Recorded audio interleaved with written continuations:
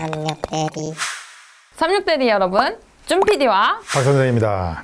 따자하오. 중국 문화를 파헤치는 12번째 시간. 지금 바로 시작하겠습니다. 오늘은 중국의 명소와 문화에 대해서 배워보겠습니다. 교수님, 네. 혹시 중국에서 얼마나 계셨나요? 한 7년? 꽤 오래 계셨는데 네. 이건 우리와 정말 다르다 뭐 이런 게 있었을까요? 간단하게 의식주 하나씩만 한번 살펴보자면 일단 먼저 의. 중국에는 카이탕쿠라고 해서 짜게바지를 입히는 문화가 있어요. 이 사이로 그냥 용변을 보는 것이 그 다음은 주. 중국에는 다양한 형태의 주거 문화가 존재하죠. 마오 페이팡이라고 해서 아무것도 없는 집이 있어. 자, 그 다음에 또 줴페이팡이 있어. 이건 다 갖추고 있는 집이에요. 당연히 부분적으로 갖추고 있는 집도 있죠. 얼만큼 갖추고 있느냐에 따라서 집세가 달라지죠. 그리고 우리랑 다른 것이 중국에는 전세가 없어요. 다 월세밖에 없는데 월세를 지불하는 방식도 독특해요. 후산야이라고 해서 3달치 방값을 한 번에 내요. 그리고 한 달치 방값을 보증금으로 묶어두는 거죠. 마지막으로 중국 사람들한테 제일 중요한 거 식이죠. 식. 중국 사람들은 식재료가 일단 살아 숨쉬고 있어야 그게 상품이에요. 식당에 가서도 본인의 식재료는 본인이 고른 데는 거죠. 이제 살아 숨쉬는 것들이 어느 정도냐면요. 요 새우들을 보면 이게 쯔이샤예요. 술 취한 새우야. 백주 베이스로 해서 양념을 해가지고 민물새우로 투하를 해요. 그럼 얘네들이 들어가서 빠끔빠끔 숨을 쉬면서 술을 마시겠죠? 백주에 취하는 거예요. 자, 그 다음에 뻥간지야. 바람에다 말린 닭인데 살아있는 닭 털을 뽑고 그 다음에 내장을 드러내요. 닭이 괴롭겠죠. 그 상태에서 이제 양념을 갖다 채워 넣는 거예요. 산채로. 그 다음에 봉에서 저렇게 매달아 놓는 거죠. 카이코호유.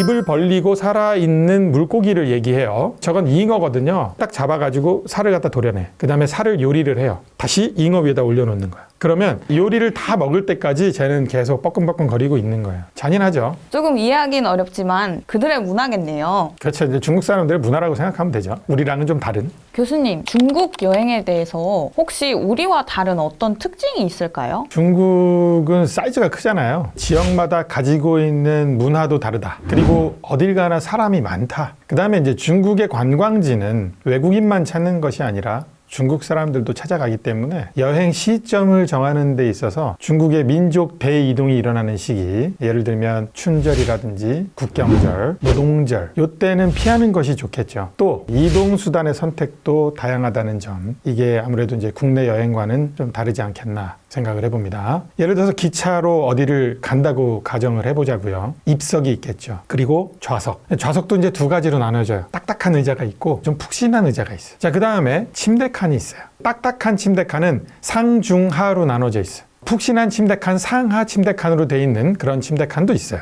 요즘에는 똥처라고 불리는 똥차요.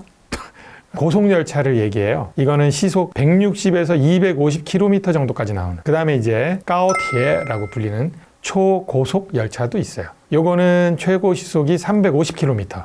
상중하 침대칸 같은 경우에는요, 6명이 한 칸에 들어가요. 상중하 중에서 어디가 제일 저렴할까? 위칸이 제일 저렴해요. 왜냐면 여름 같은 경우에는 에어컨이 바로 얼굴에서 쏴요. 위칸에서 누워있다가 에어컨 맞고 입 돌아갈 뻔했잖아. 교수님, 네. 괜찮으시죠? 티 안 나죠? 그 다음에 이제 중상은 어떻게 올라가느냐. 여기 보면 복도에 계단이 있죠. 이 계단으로 이제 올라가는 거거든요. 또 이 침대칸이 이제 희한한 것이 뭐냐면 낮 시간대에는요, 다 하칸에 내려와서 이렇게 앉아있어요. 옹기종기. 저는 이제 혼자서 여행을 할 때 이제 하칸이었는데 이상하게 사람들이 내 옆에 앉는 거야. 되게 언짢았었거든요. 근데 그게 룰이더라고요. 자, 그 다음에 이제 상하 침대칸은요, 4명이 한 칸이에요. 거의 기차계의 호텔 정도로 볼 수가 있어요. 혹시 중국을 여행하고 싶어하는 사람들한테 추천해줄 여행지가 있다면? 지극히 제 개인적인 경험을 바탕으로 말씀을 드려보자면 일단 이제 북경이죠. 아무래도 만리장성이 있고 고궁, 자금성이 있고 천안문 광장, 그리고 이화원 뭐 이 정도 있으니까 최소 이제 1타 4피.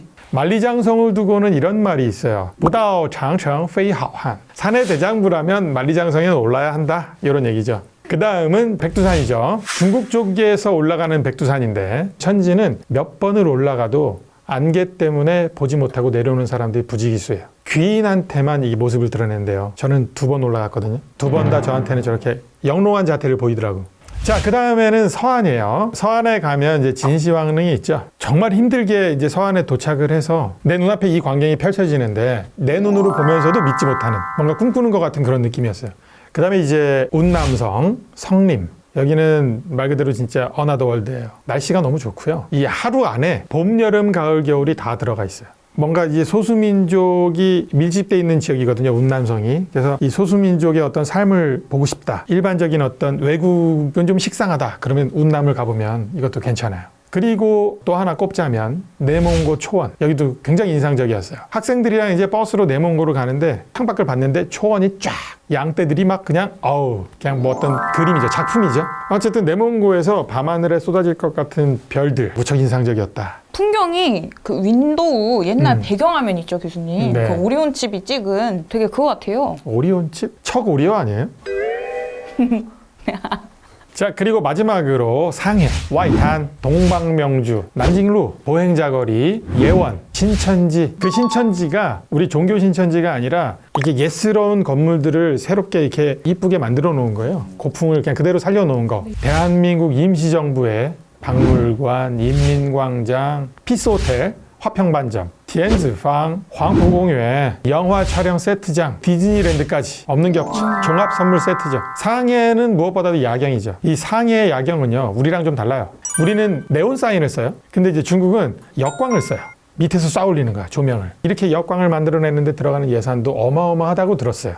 아마 저녁 10시인가 11시인가는 이 조명들이 일괄소등되거든요. 아무튼 상해는 접근성도 좋고 부담 없이 다녀오기에는 더없이 좋은 여행지로 추천드린다. 네, 이렇게 중국의 명소와 문화에 대해서 배워보는 시간이었습니다.